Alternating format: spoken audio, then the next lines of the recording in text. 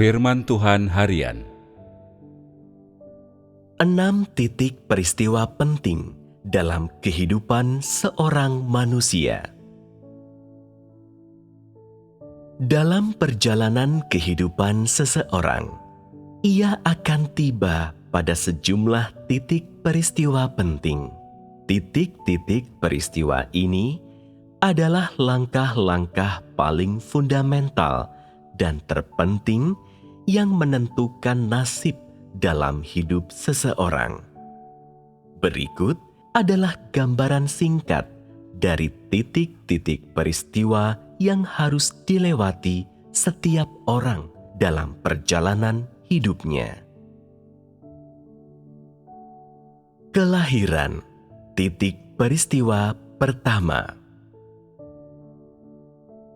Tempat seseorang dilahirkan, dalam keluarga mana ia dilahirkan, jenis kelamin, penampilan, dan waktu kelahirannya.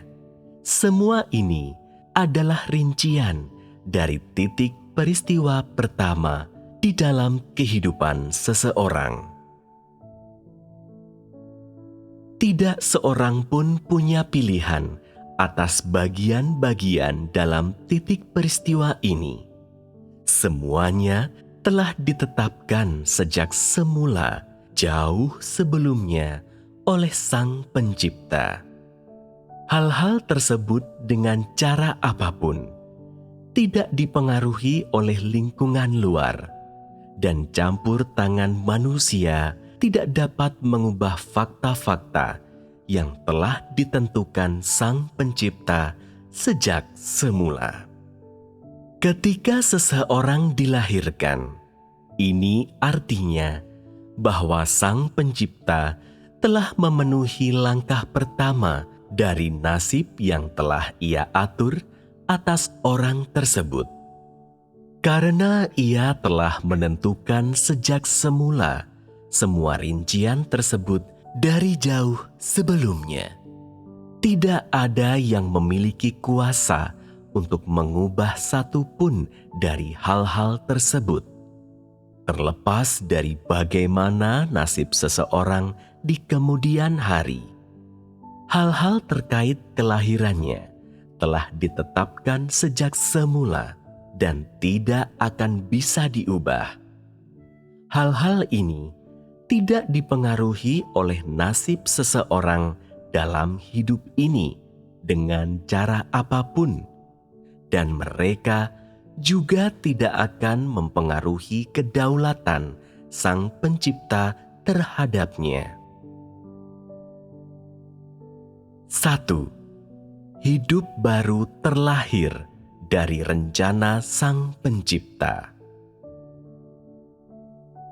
Rincian manakah dari titik peristiwa pertama, tempat kelahiran, keluarga, jenis kelamin, ciri-ciri fisik, waktu kelahiran yang bisa dipilih oleh seseorang? Sudah jelas bahwa kelahiran seseorang adalah peristiwa pasif. Seseorang dilahirkan begitu saja tanpa pilihan, di tempat tertentu, pada waktu tertentu, ke dalam keluarga tertentu, dengan ciri fisik tertentu. Seseorang tidak punya pilihan untuk menjadi anggota dari keluarga tertentu, mewarisi silsilah keturunan tertentu. Seseorang tidak punya pilihan pada titik peristiwa pertama kehidupan ini. Ia lahir ke dalam lingkungan yang sudah diatur berdasarkan rencana Sang Pencipta, ke dalam keluarga tertentu, dengan jenis kelamin dan penampilan tertentu, dan pada waktu tertentu yang terkait erat dengan perjalanan kehidupannya. Apakah yang dapat dilakukan seseorang pada titik peristiwa kritis ini? Pada dasarnya, seseorang tidak punya pilihan akan satu pun dari beberapa rincian mengenai kelahirannya. Jika bukan karena pilihan Tuhan sejak semula dan bimbingan Sang Pencipta, satu kehidupan yang baru lahir ke dunia ini tidak akan tahu kemana harus berjalan atau di mana harus menetap. Ia tidak akan memiliki relasi, tidak punya tempat bernaung, tidak punya rumah yang sebenarnya. Tetapi karena pengaturan yang cermat dari Sang Pencipta, ia pun bisa memulai perjalanan kehidupannya dengan tempat tinggal, orang tua, tempat yang menjadi miliknya, serta kerabat. Sepanjang proses ini, lahirnya kehidupan baru tersebut ditentukan oleh rencana Sang Pencipta, dan segala sesuatu yang akan menjadi kepunyaannya kelak akan diberikan kepadanya oleh Sang Pencipta. Dari tubuh yang mengapung bebas tanpa punya apa-apa, secara bertahap ia menjadi daging dan darah, menjadi manusia yang bisa dilihat dan diraba. Salah satu ciptaan Tuhan yang berpikir, bernafas, dan merasakan hangat juga dingin, yang ikut serta dalam semua aktivitas yang biasanya dilakukan makhluk ciptaan dalam dunia material, dan yang akan melalui segala hal yang harus dialami seorang manusia ciptaan dalam hidup ini. Penentuan sejak semula atas kelahiran seseorang oleh Sang Pencipta berarti bahwa ia akan memberikan kepada orang tersebut segala hal yang dibutuhkan demi kelangsungan hidup, dan bahwa kelahiran seseorang berarti bahwa ia akan menerima segala hal yang dibutuhkan demi kelangsungan hidup dari Sang Pencipta, sehingga sejak itu ia akan hidup dalam wujud yang lain, dibekali oleh Sang Pencipta dan tunduk pada kedaulatan Sang Pencipta. 2. Mengapa orang-orang yang berbeda dilahirkan dalam keadaan yang berbeda-beda? Orang sering membayangkan bahwa jika mereka dilahirkan kembali, mereka akan lahir di dalam keluarga terpandang. Jika mereka terlahir sebagai perempuan, penampilan mereka akan seperti putri salju dan dicintai semua orang. Dan jika mereka terlahir sebagai laki-laki, mereka akan menjadi pangeran tampan, tidak berkekurangan, dengan seisi dunia yang siap mematuhi perintah dan panggilan mereka. Bayangan seperti ini biasanya hadir di benak orang-orang yang memiliki banyak ilusi tentang kelahiran mereka, dan biasanya merasa sangat tidak puas dengan kelahiran mereka, membenci keluarga mereka, penampilan, jenis kelamin, dan bahkan waktu kelahiran mereka. Namun, orang-orang tidak pernah mengerti alasan mengapa mereka dilahirkan ke dalam keluarga tertentu, atau mengapa mereka memiliki penampilan tertentu.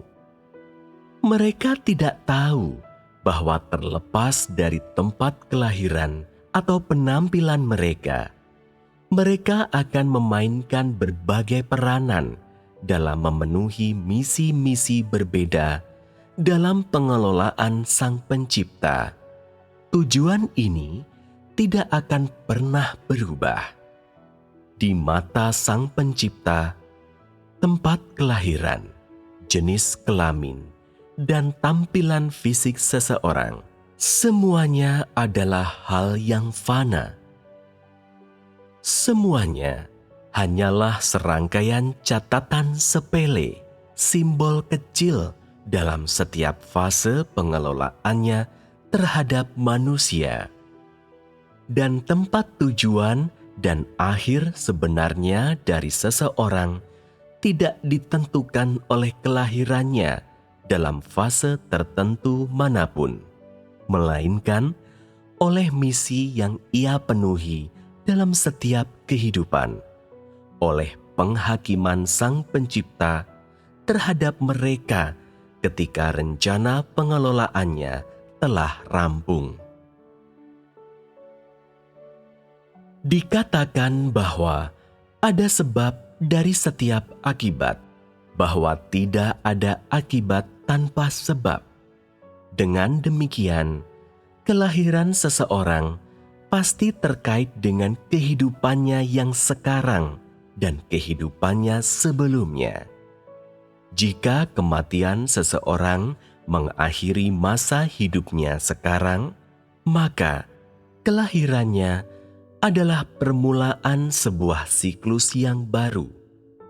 Jika siklus yang lama mewakili kehidupan seseorang sebelumnya, maka siklus yang baru jelas mewakili kehidupannya saat ini.